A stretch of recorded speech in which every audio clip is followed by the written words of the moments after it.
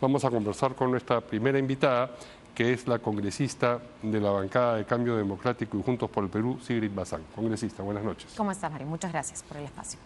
A usted. Bien, estuvo usted presente en la votación y me comentaba fuera de cámaras que su bancada fue la única que votó orgánicamente en contra. Correcto. De la inhabilitación de Aníbal Torres.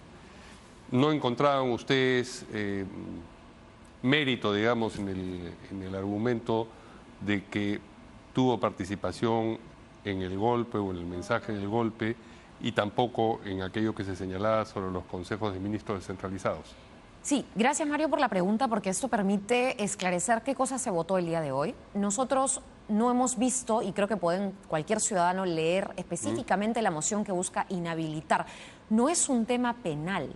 No estamos hablando, ¿no es cierto?, de un antejuicio, no estamos hablando de una prerrogativa para que se le investigue al señor en fiscalía. Eso tiene otro camino. Estamos hablando específicamente de dos temas, de declaraciones del señor Aníbal Torres, no de su participación en el golpe. Esa es otra corrección que quiero hacer, porque no hay nada en el texto de la moción de inhabilitación que hable de la participación de Aníbal Torres en el golpe del señor Pedro Castillo, que hemos reconocido, creo yo, muchos de mi bancada como tal, sino que lo que dice es por ciertas expresiones en donde el señor Aníbal Torres menciona que si es que la gente se movilizara, podría hacerle un pare, ¿no es cierto?, a el golpe congresal, que eso era una denominación que se usaba en ese momento, contra Pedro Castillo, y otras expresiones, por ejemplo, que decían que había un complot desde el Congreso con el Ministerio Público, aliados, ¿no?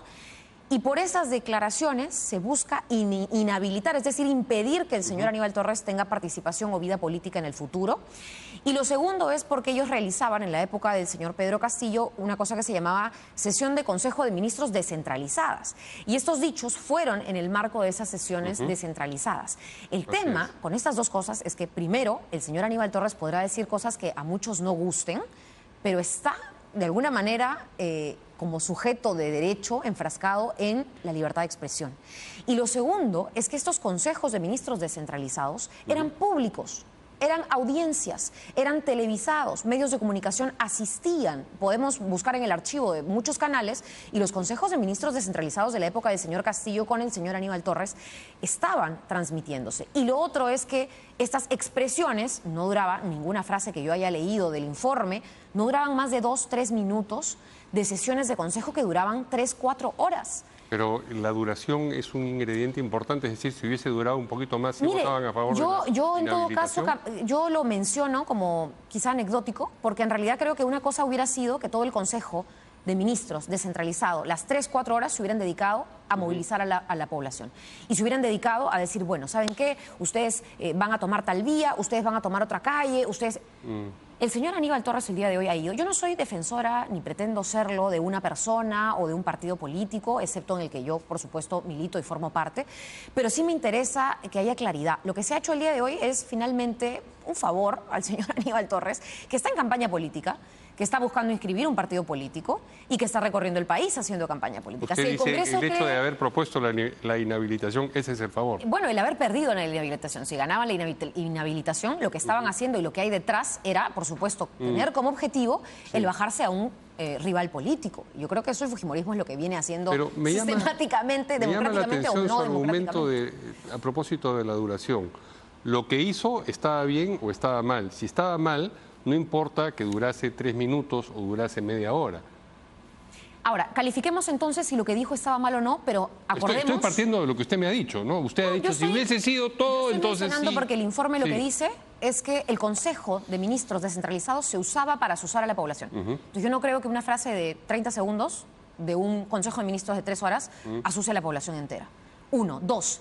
Más allá de si era bueno o malo lo que decía, hay una libertad de expresión y si no comparten los congresistas que han votado hoy por inhabilitarlo su opinión, bueno, correcto. Sin duda, no. Y lo tercero... Me llamaba la atención solamente esta reflexión acerca de la duración. Correcto.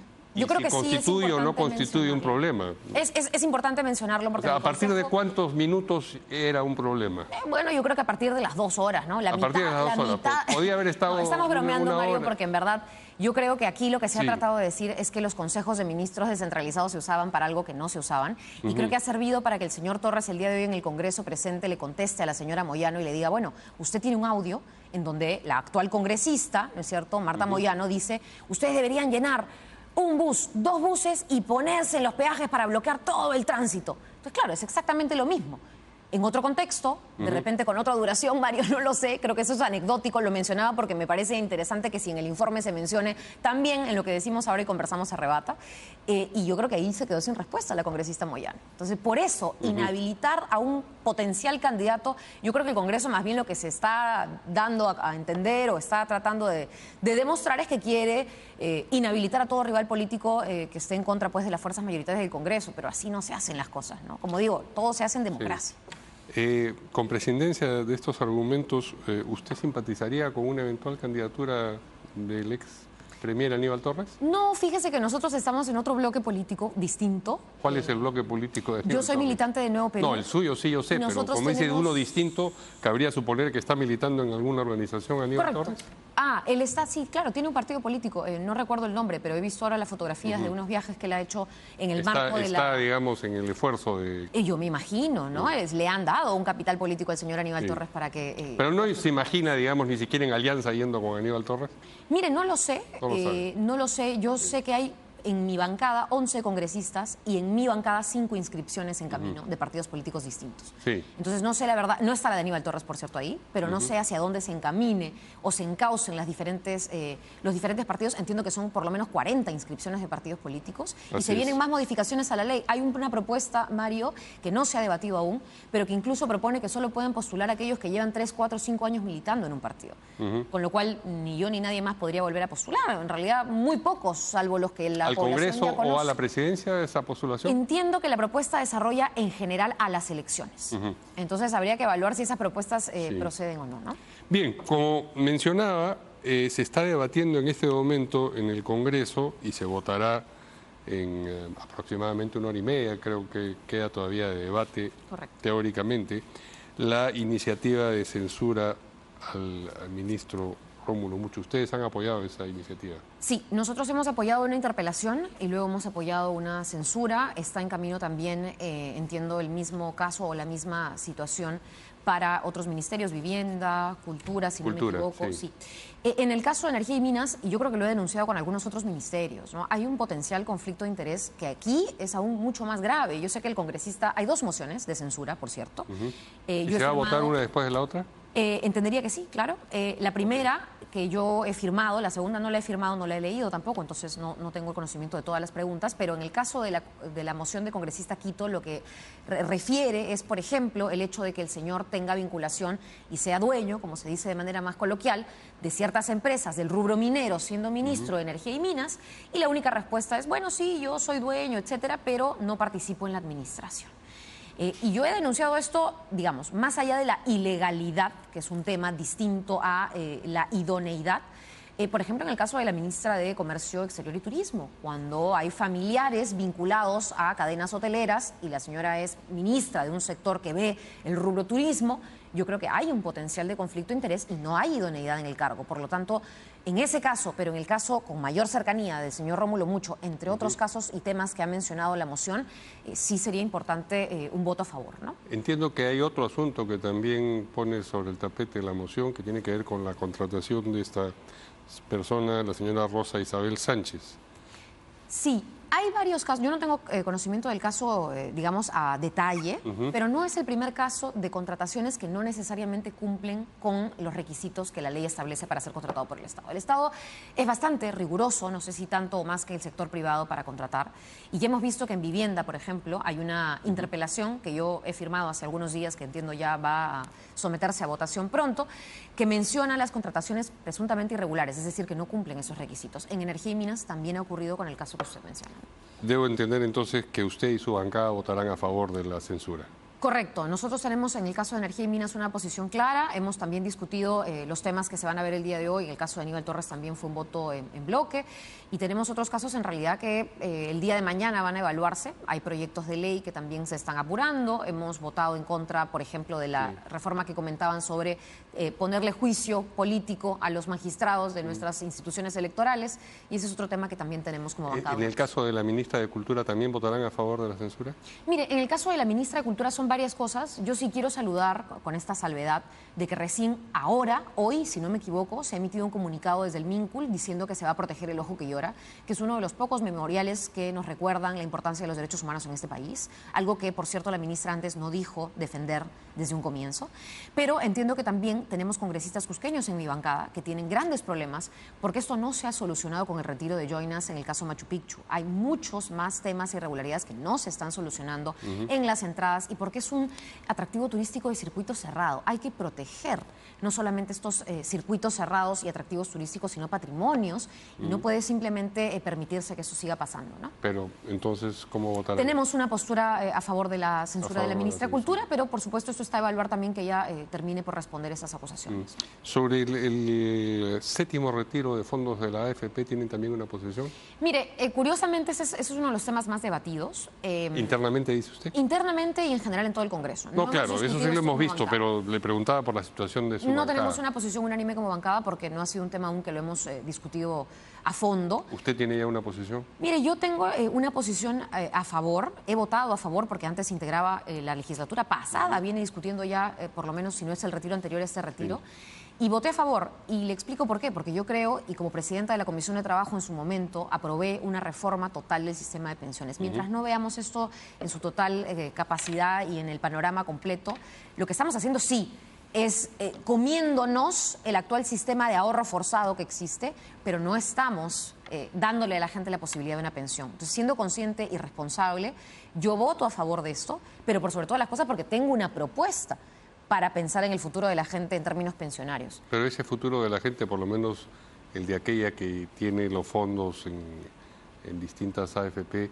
no se ve amenazado por el hecho de que estén dispuestos a consumirse en este momento lo que supuestamente se ahorraba para cuando... Correcto. Hay varias aristas a esa visión, ¿no? De si efectivamente con este permiso de retirar todos van a retirar, solo los que necesitan van a retirar, y si los que no necesitan retiran, ¿por qué retiran? Y yo creo que también ahí la confianza se ha perdido.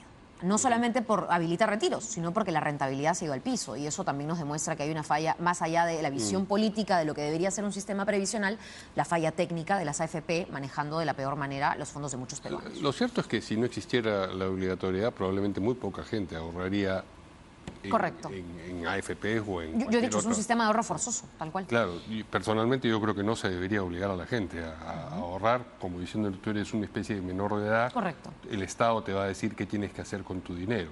Pero digamos, una vez que se acepta esa premisa, porque es la que se acepta también respecto de la ONP, ¿no es cierto? Estar a veces a favor de la libre disposición y otras veces no parece consistente. No, yo la verdad siempre me he mostrado a favor de la libre disposición en tanto no haya una reforma. Esa reforma se está discutiendo ahora en la nueva gestión de la Comisión de Trabajo y la Comisión de Economía. El Ejecutivo mandó, un poco tarde, pero mandó su último proyecto de ley y ya hay dictámenes que deberían discutirse el día de mañana y estos... Parece que mañana se va a discutir... Hay una sesión justo en el receso, en los horarios de almuerzo, para poder sesionar en la Comisión de Economía, correcto. Bien, mencionaba usted la agrupación política a la que pertenece, que es Nuevo Perú, que está en vías, o por lo menos procurando inscribirse para poder competir en las próximas elecciones. La líder visible, y ha sido candidata no por Nuevo Perú, porque no estaba inscrito, pero por Juntos por el Perú. una plataforma política que incluía a lo que existía de Nuevo Perú, es Verónica Mendoza. ¿Usted cree que ella debería seguir ejerciendo el liderazgo de ese partido si es que se le va a inscribir? ¿O piensa, como piensa mucha gente, que ella ha sido demasiado complaciente, fue demasiado complaciente con Pedro Castillo? Mire, yo creo en realidad que hay una expectativa de parte de la población y eso es lo más importante, antes incluso que nuestra evaluación como militantes del desempeño de tal o cual compañero o compañera. Yo sí creo...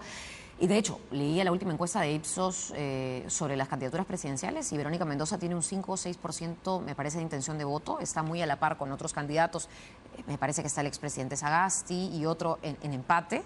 ¿no? Y por 5% o menos está por encima, ¿no es cierto?, otras figuras. El señor Aníbal Torres está por encima, por cierto. Yo ahí, de nuevo, puedo discrepar, me puede no gustar, pero es una opción que la gente pueda o no tomar democráticamente. Eso ya lo decide la gente y la mayoría en las urnas. Pero dentro del partido lo deciden los militantes y usted es una. Sí, eso no lo hemos sometido todavía a votación. Estamos en principio lejos todavía del 2026. No se sabe si esto va a cambiar, si la fecha se va a modificar, si ya se están queriendo modificar los organismos electorales. Hay una preocupación detrás. Pero creo que hay muchos cuadros en el Nuevo Perú muy interesantes, sobre todo a nivel regional, que van a apuntalarse y sobre los cuales, como siempre se ha hecho, la compañera Verónica Mendoza también tendrá que despuntar, no despuntar. Genera ella sí mucha expectativa. Vamos a ver ¿Usted cree con qué ocurre al presidencia interno. sí, que fue complaciente con Pedro Castillo? Mire, yo creo que se realizó una alianza con la fórmula del señor Pedro Castillo, con el optimismo y con, digamos, de Pero ya alguna una manera... vez en el gobierno. Correcto, por eso con digo, con todas las trazas de corrupción que hubo. Sí, sí. Hubo un momento en donde teníamos, por ejemplo, un buen manejo en el Ministerio de Economía y Finanzas de la macroeconomía del país, donde teníamos muchas propuestas, y yo lo digo porque a nivel congresista planteábamos una reforma tributaria. Eso es algo que después nunca, ni siquiera con el señor Castillo, menos ahora con la señora Boluarte, ha vuelto a estar sobre la mesa. Sí. Estamos dando exoneraciones tributarias a todo el mundo y no está mal, pero nos estamos quedando también ¿Pero fue sin un gasto complaciente o no social fue complaciente? Esa es la pregunta. Mire, yo no creo que haya sido una No creo persona que complaciente, pero yo creo que ha sido una figura que de repente se alejó en un momento de coyuntura de la política o, digamos, de esto, y quedamos como autoridades nosotros, más bien en el Congreso, en una puya que todavía continúa hasta el día de hoy, ¿no? Muy bien, yo le agradezco mucho a la congresista de la usted, bancada de Cambio muchas gracias. Democrático Juntos por el Perú, Sigrid Bazán.